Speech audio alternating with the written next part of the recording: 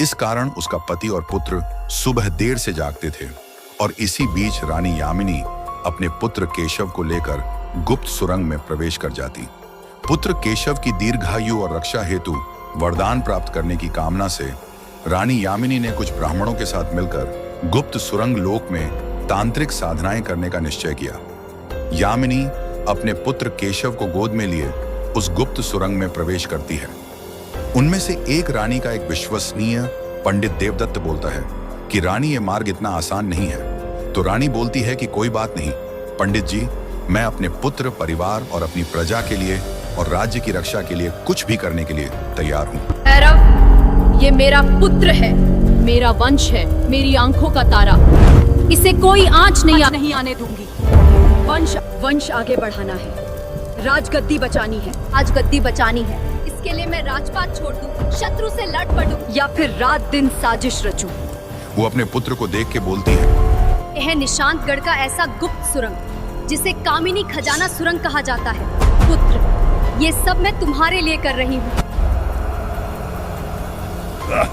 सुरंग की दीवारों पर प्राचीन तांत्रिक यंत्र, श्री यंत्र और भैरव यंत्र उकेरे गए हैं। 100 ब्राह्मण एक विशाल अग्निकुंड के चारों ओर विराजमान हैं, जिसमें 108 रक्तवर्णी कमल और अमावस्या की राख डाली जा रही है।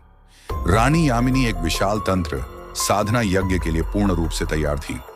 100 ब्राह्मणों के साथ मिलकर अपने पुत्र को गोद में रखकर वह नीचे बैठ जाती है और यज्ञ के मंत्रों का उच्चारण आरंभ होता है। अमावस्या की अर्धरात्रि चंडी यज्ञ का प्रारंभ भविष्य के हर भय को भस्म करने हेतु रानी यामिनी ने करवाया एक भीषण चंडी यज्ञ, जहां रात्रि के मध्य अग्निकुंड सुलग रहा था। 108 रक्तवर्णी कमल, ताम्र पात्रों में अमावस्या की राख और वायुदेव के निमंत्रण से लहराता धूप ध्वज। 7 रातें, 7 यज्ञ, 7 संकल्प। हर रात्रि में यामिनी का भय घटता गया और उसकी शक्ति बढ़ती गई और रानी यामिनी एक और बहुत ही बड़ा विशाल वरदान यज्ञ आधी रात को करवाती है और एक यज्ञ वह रोज भी करवाती है। सभी देवी देवताओं को आमंत्रित करने वाला एक बहुत ही बड़ा भव्य यज्ञ करती है। वरदान यज्ञ ताड़पत्र की अमर सूची इसके बाद आरंभ होता है। वरदान यज्ञ, जिसमें रानी यामिनी समस्त काल की शक्तियों को आमंत्रित करती है।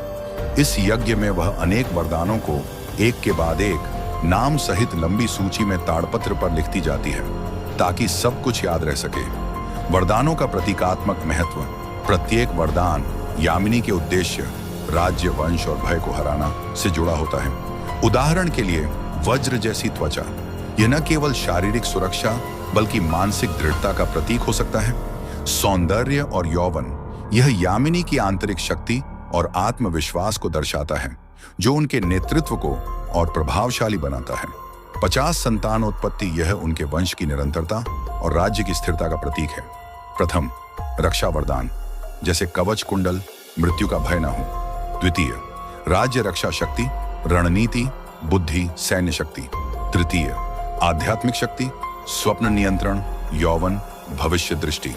इस प्रकार वह मंत्रों का उच्चारण करते हुए एक विशाल और लंबा यज्ञ आधी रात को करवाती है। जैसे मान लीजिए रावण और हिरण्यकश्यप जैसे असुरों ने जिन वरदानों को प्राप्त किया था, उन सभी वरदानों की सूची पहले से ही ताड़पत्र में लिखकर लाई जाती है ताकि भूल ना हो। और जैसे महाभारत के सभी महान योद्धा